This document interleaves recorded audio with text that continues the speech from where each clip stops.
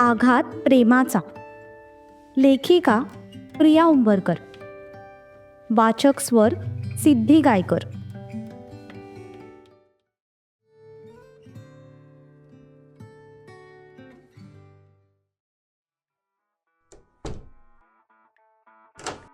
तुला काय वाटलं तू माझ्या नाकावर टिचून सगळी प्लॅनिंग करशील आणि मला कानोकान खबर लागणार नाही? हो गॉड, याने आम्हाला बूट लपवताना बघितलं तर नसेल ना? जीवाला कळलं ना तर ती मला सोडणार नाही. हे बघ ध्रुव, आय एम सॉरी. मला दादाचे बूट चोरायचे नव्हते, पण जीवाने मला खूप फोर्स केला म्हणून मी तिची साथ दिली. व्हॉट? बूट? कोणते बूट? इथे तो दुसरंच बोलायला आला होता आणि ती आता त्याला वेगळंच काहीतरी सांगत होती. हा, ऍक्च्युली जीवाने सक्षम दादांचे बूट चोरलेत. तसं तिच्या हातांवर असलेले त्याचे हात सैल झाले. त्याने तिला सोडून दिलं.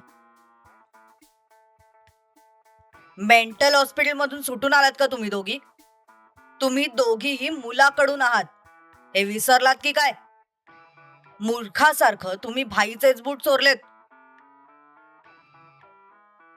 अरे सॉरी ध्रुव, ते मी ऍक्च्युली कुठे आहेत ते बूट? ते मी नाही सांगू शकत तुला, नाहीतर जीवा माझा जीव घेईल. हे बघ संत्रा, माझं डोकं ऑलरेडी फिरलेलं आहे. तू अजून फिरवू नकोस. चुपचाप भाईचे बूट कुठे लपवलेस ते सांग मला. नाही सांगणार. मी जर तुला सांगितलं ना तर तुझी बहीण मला सोडणार नाही. आणि तू जर नाही सांगितलंस तर मी तुला सोडणार नाही. तू नेहमी इतका चिडलेला का असतोस रे? नॉर्मली बोलत जा ना. आणि प्रत्येक वेळी बोलताना इतक्या जवळ का यायचं असतं तुला? दूर हो बरं. त्याच्या छातीवर हात ठेवून तिने त्याला मागे ढकलले आणि तिथून जाऊ लागली. तितक्यात त्याने तिच्या हाताला पकडून तिला गरकन मागे फिरवलं. तशी ती गोल फिरून पुन्हा त्याच्या जवळ आली. त्याने तिचे दोन्ही हात स्वतःच्या हातांमध्ये लॉक केले आणि पाठीमागूनच तिला मिठीत घेत तो तिच्या कानाजवळ झुकला. हे बघ, जितकी भोळी असल्याचं तू दाखवतेस ना तितकी तू नाहीयेस. त्यामुळे सती सावित्री असण्याचा ढोंग बंद कर आता. How dare you! तू माझ्याशी या भाषेत बोलूच कसा शकतोस? तिने सगळी शक्ती एकवटवली आणि जोरात त्याला हाताचा कोपरा मारला. तसा तो पोटाला पकडून कळवळतच मागे सरकला. अगं ये, भावळट आहेस का ग? तुझ्यापेक्षा तर कमीच आहे. तुला ना बोलायची अक्कल आहे ना वागायची. तोंडाला येईल ते बरळत असतोस. अंतरा तिथून जाऊ लागली, पण त्याआधीच त्याने तिच्या दंडाला पकडत तिला पुन्हा मागे ओढलं आणि सरळ मागच्या भिंतीवर टेकवत तिला लॉक केलं. पण यावेळी त्याची पकड अशी होती की त्याने तिला जराही हलायला जागा ठेवली नव्हती. ध्रुव, सोड मला. मी तुला रिजेक्ट केलं म्हणून तू आता माझ्या भावाला पकडलंस का? या घरात सून म्हणून येण्यासाठी तू इतक्या खालच्या लेवलला जाशील असं मला खरंच वाटलं नव्हतं. भलेही माझ्या मनात तुझ्यासाठी काहीच फिलिंग्स नव्हत्या, पण एक रिस्पेक्ट होता. तू चांगली मुलगी आहेस असं वाटत होतं मला, पण तू ती सगळी रिस्पेक्ट मातीमोल केलीस. आणि एक गोष्ट लक्षात ठेव, तुझ्यासारख्या स्वार्थी मुलीला मी माझ्या भावाच्या आसपास सुद्धा भटकू देणार नाही. समजलं तुला? तिचे हात जोरात दाबत तो तिच्या डोळ्यात डोळे घालून बघत होता. पण ते ऐकून क्षणभरासाठी तिच्या हृदयाचे ठोकेच बंद झाले. तो आपल्याबद्दल असा काही विचार करत असेल याचा तिने स्वप्नात सुद्धा कधी विचार केला नव्हता. त्याच्या मनात स्वतःबद्दलचं मत ऐकून तिचा तर श्वासच गुदमरायला लागला. तो जे काही बोलत होता तसं तिने स्वप्नात सुद्धा विचार केला नव्हता. जेव्हापासून तिला प्रेम हा शब्द समजला होता तेव्हापासून तिने फक्त आणि फक्त त्याच्यावरच प्रेम केलं होतं. सक्षम आणि दर्श दोघांना सुद्धा ती भावाच्या नजरेने बघायची.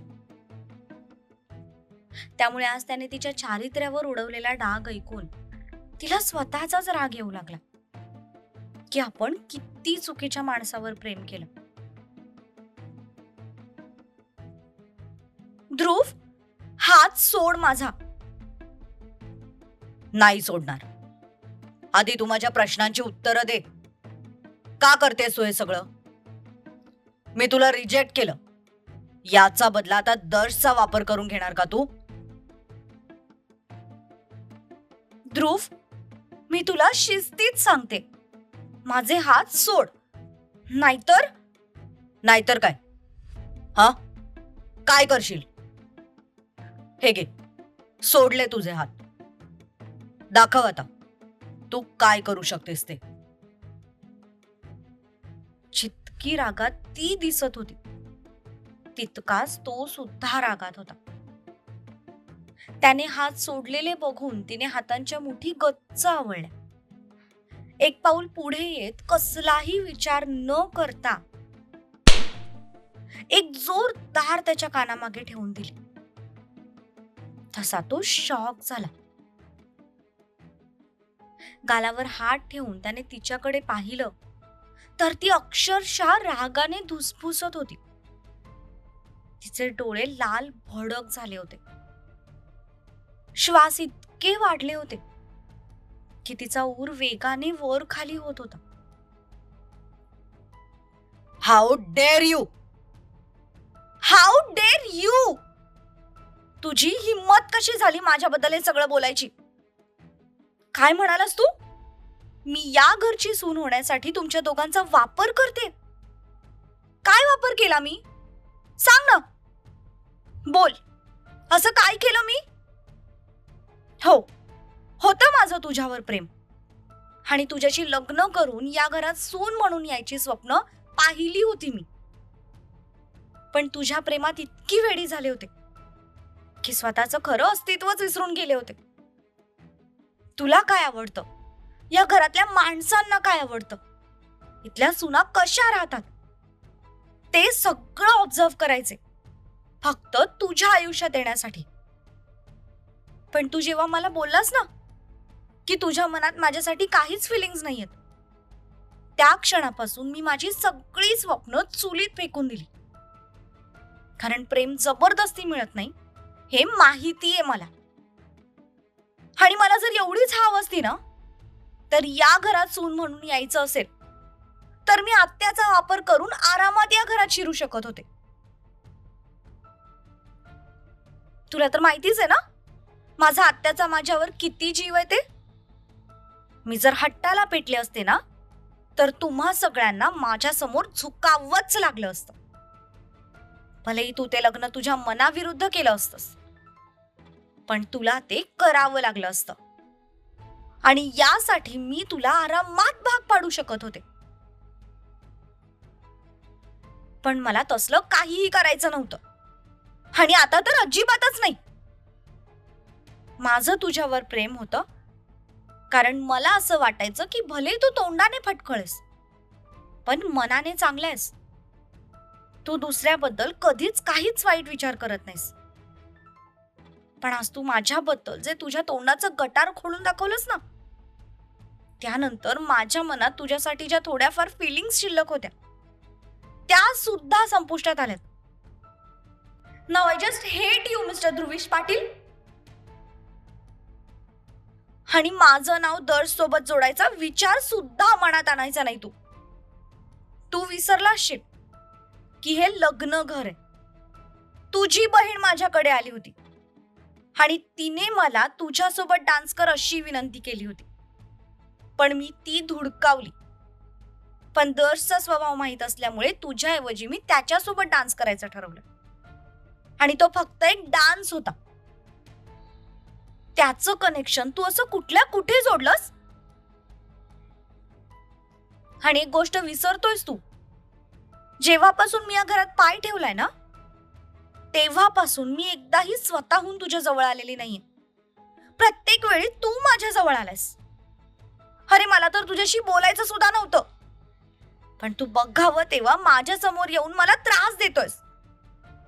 आणि आज झालेला तो ऍक्सिडेंटल केस, फॉरगेट इट. जेवढा झाला तेवढा इन्सल्ट खूप झाला, पण आता मी एक शब्द सुद्धा ऐकून घेणार नाहीये.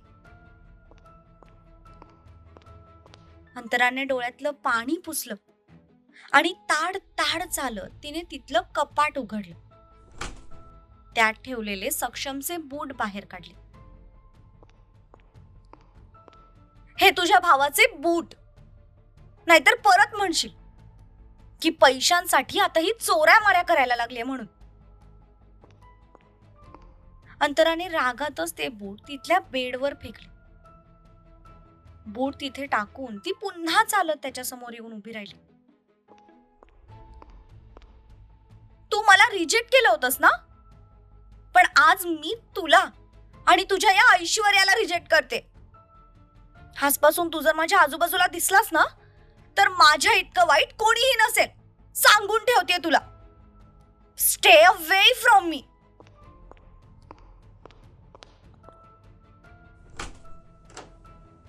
अंतरात तशीच ताडताड पावलं टाकत दरवाजा उघडून बाहेर निघून गेली.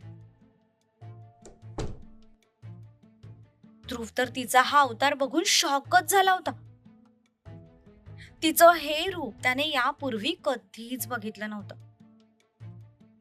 त्याने एक नजर बेडवर असलेल्या बुटांकडे पाहिलं आणि मग दाराकडे पाहिलं.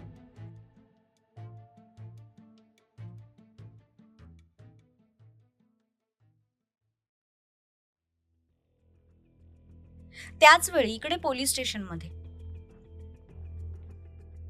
जाधव, त्या युवराज किर्लोस्करांना घेऊन या. तसं हवलदार जाऊन युवराजला बाहेर घेऊन आला. पूर्ण 2 दिवस म्हणजे 48 तास तो जेलमध्ये राहिला होता. आज 2 दिवसांनंतर त्याची बेल झाली होती. इथे सही करा. तसं वकिलांनी त्या रजिस्टरवर सही केली.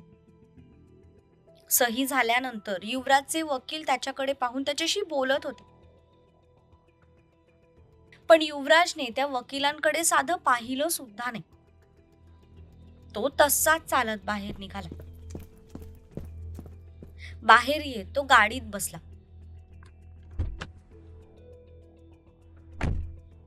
ड्रायव्हरने गाडी सुरू केली आणि ते घरी जायला निघाले.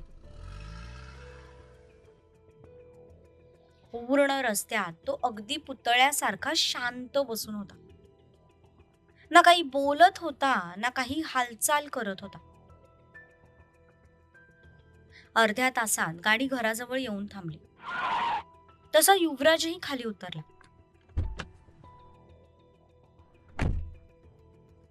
युवराज येणार हे माहीत असल्यामुळे आऊसाहेबांनी घरचा दरवाजा उघडा ठेवला होता. जगदीश आणि आऊसाहेब दोघेही युवराजच्या वाटेकडे डोळे लावून बसले होते.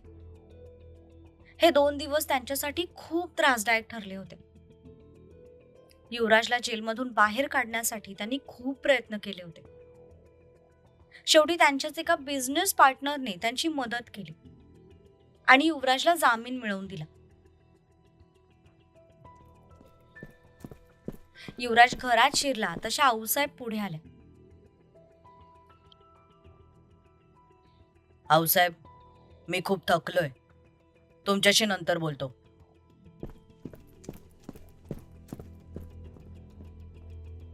मोजून इतकंच बोलून तो तडक त्याच्या खोलीकडे निघून गेला. तसा आऊसाहेबही गप्प झाले. बघितलंस जगदीश? अरे तुझ्या लेकीमुळे आज आपल्या घराची काय अवस्था झाली आहे? तुझ्या लेकीमुळे आज आपल्या घराची काय अवस्था झालीये ते? 2 दिवसांपासून कोणी सुखाचा एक घास खाल्ला नाहीये या घरात.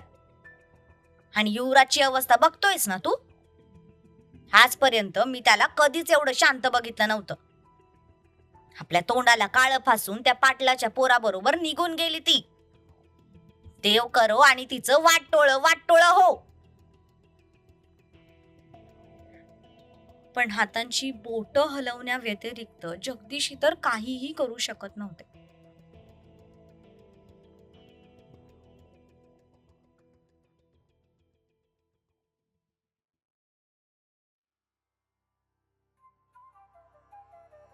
सौभाग्यवती भव. देव करो आणि तुम्हा दोघांचं आयुष्य आनंदाने भरून जाऊ. दुखाची सावली सुद्धा तुमच्या दोघांवर पडू नये. माईंनी सक्षम आणि युगा दोघांच्याही डोक्यावर हात ठेवत त्यांना आशीर्वाद दिला. लग्नाचे सगळे विधी आता पार पडले होते आणि ते दोघेही आता सगळ्यांचे आशीर्वाद घेत होते.